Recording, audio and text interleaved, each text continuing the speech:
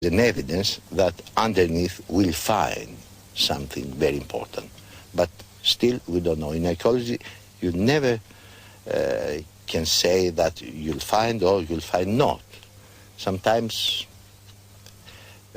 you have no hopes and you find something very important. Sometimes you are almost sure and you don't find anything. At the base of the shaft, there is a bronze tripod used to support a vessel, and close by another bowl. But still no sign of a burial.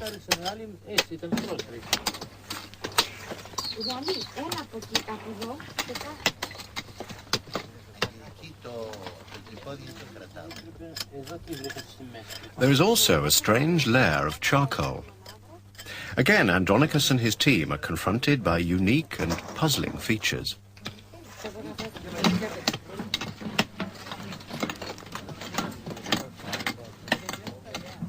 Suddenly, the charcoal is interrupted by this area of rubble fill, which extends into the neighbouring chamber tomb. They had found a tunnel used to gain access to the shaft grave by those who had already robbed the chamber tomb.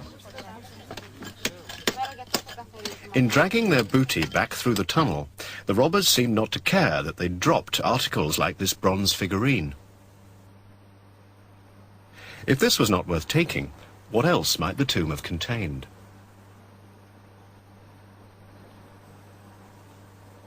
All this makes us to think that it was a very rich and very important tomb. And I must remark that it's something, it brings to my mind an idea that all the tombs we found until now in this area are female tombs, are burials of ladies, very rich ladies, and of different dates. It's rather unusual. Andronicus now knows that this female cemetery continued in use and became grander and grander.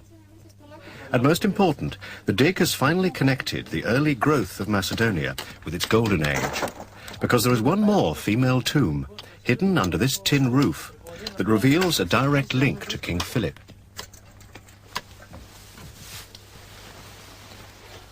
This is the first time cameras have been allowed inside. Another monumental tomb like Philip's, but even larger. The door to the main chamber tantalizingly ajar. When the tomb was first discovered in 1987, Andronicus found that several huge blocks had been removed by robbers trying to enter the tomb from the side.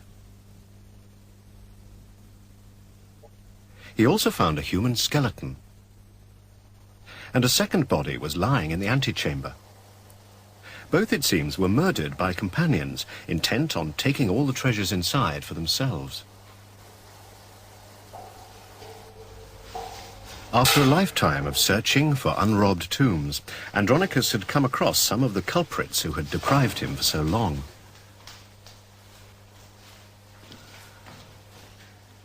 The issue now was, had this falling out among thieves diverted them from their purpose? Could anything remain intact inside the tomb?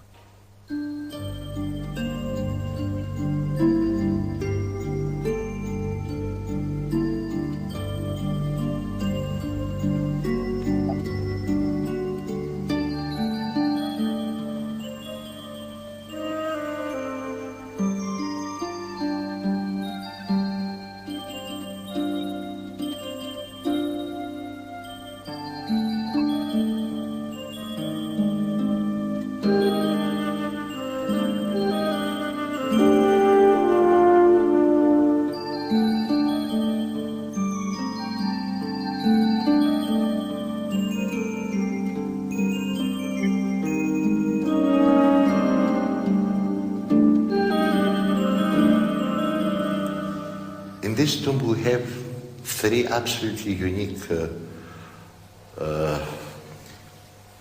characteristics.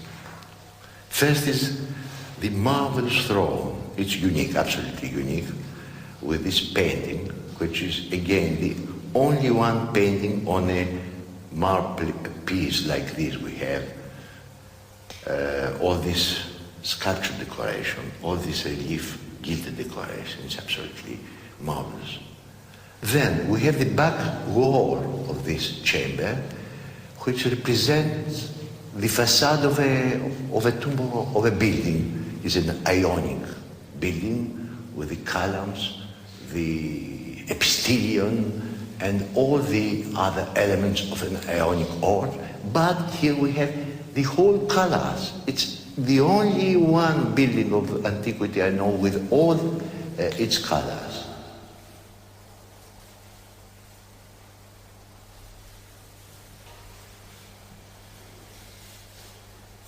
And we have this false door, these false windows.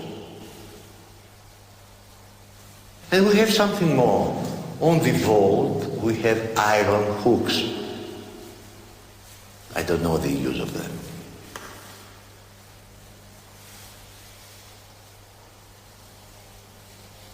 That the tomb belongs to a lady is almost sure.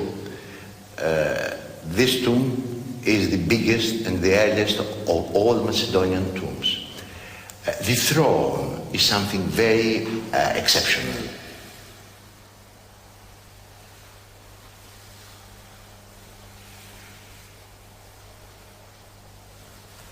All the construction makes me believe that it's a royal tomb again.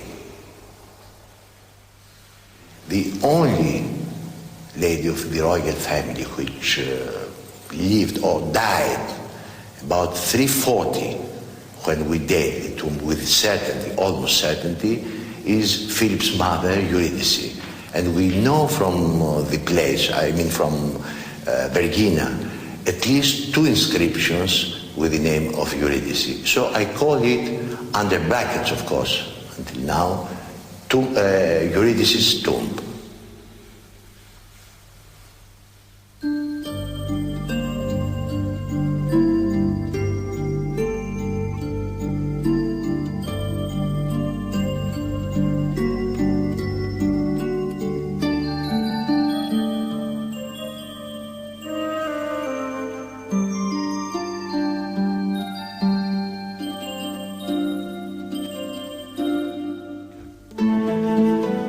In the final years before Eurydice died, before her son King Philip had reached the height of his power, the philosopher Aristotle walked among the streets, temples and courtyards of the Macedonian capital at Aegaea.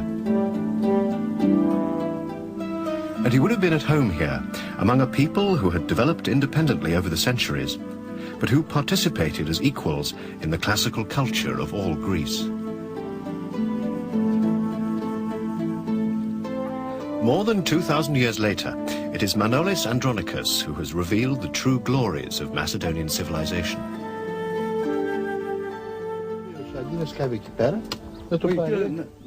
Andronicus is now in his 70s.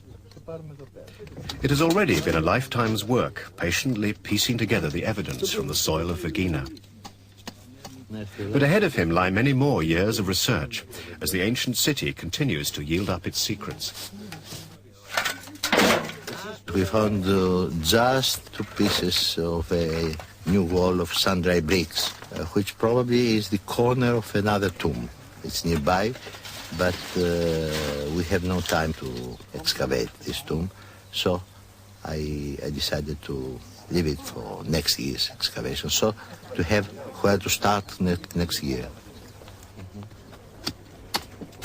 So the archaeology gives us the only source of information for the Macedonian history. And for the early history is very important because we can understand the standard of culture, of civilization of these Macedonians. And as you know, the Athenians sometimes called them barbarians. But now we find so exquisite objects, and we understand that can't be a barbaric people. The Macedonians were consummate artists, but also great warriors and empire builders.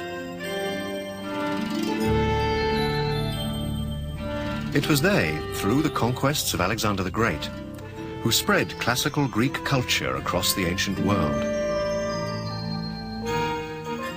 a culture which lies at the heart of Western civilization.